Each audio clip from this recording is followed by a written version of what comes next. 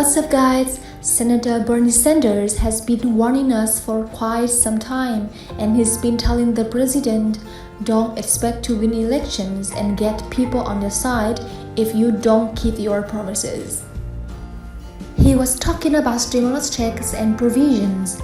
Now we are gonna be hearing from Bernie Sanders, who is saying we have got to do this, and he said this during the debate. Sanders and Graham face off in a Senate project debate, and they did this to share their different viewpoints, get out their perspectives, and try to hopefully make progress. Bernie Sanders is going to be talking about everything going on, issuing his warning to America. President Joe Biden is furious right now as his approval is down, the economy is not doing well. The Federal Reserve is cranking up interest rates.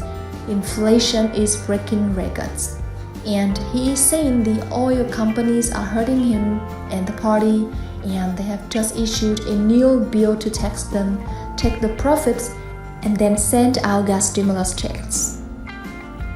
With that being said, let's start off first with Bernie Sanders' warning.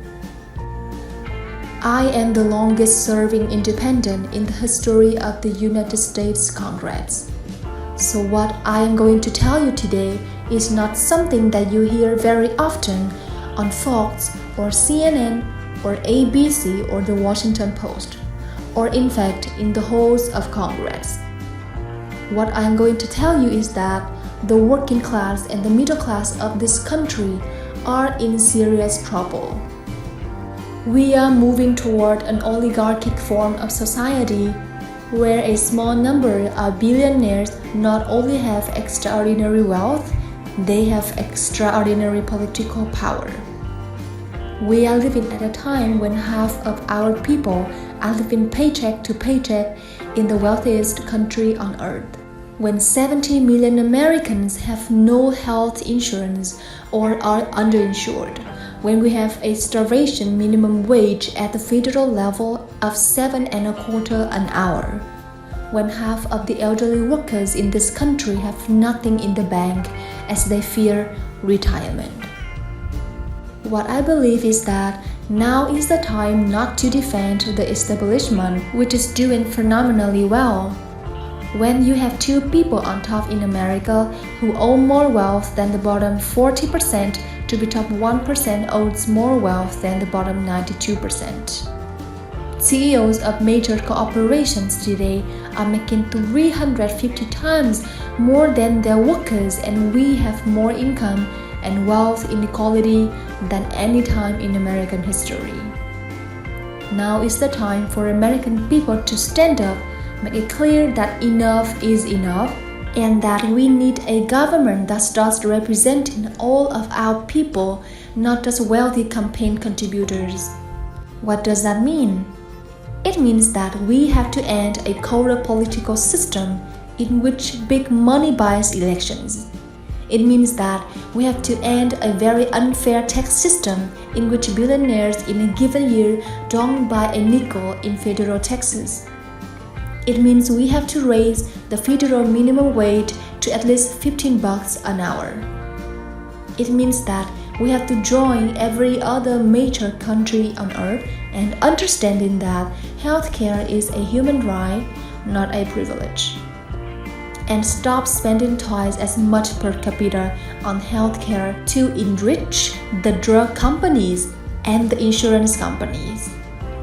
It means that Medicare is going to have to negotiate prescription drug prices so that we can lower the cost of prescription drugs by 50%.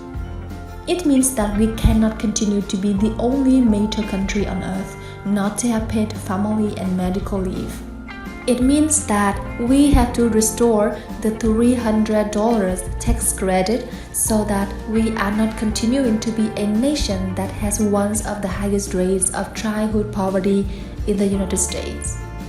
It means that we have to expand Medicare to cover dental care, hearing aids, and eyeglasses so that elderly persons in this country can live out their remaining years and dignity. And it means, among other things, that we cannot continue to ignore climate change, which is an existential threat to this planet, And obviously, given the tragedies that we have faced in the last month in terms of guns, we need serious and real gun safety legislation. Bottom line, let's create a government that works for all of us, not just the people on top. He continued, well, let's talk about gas prices. They are outrageously high in Vermont. They are now tied up the other day, $5.05 a gallon. Meanwhile, the major oil companies made $35 billion in profit in the first quarter of this year, and at the end of the year, it is estimated they're going to give $88 billion in stock buybacks to their wealthy shareholders. So I do think we have to do something about the outrageously high price of gas. I think the president should bring the major oil companies and tell them we're gonna have a windfall profits tax on what they are doing in order to stop them from ripping off the American people. There you go. I will keep you updated in the next videos.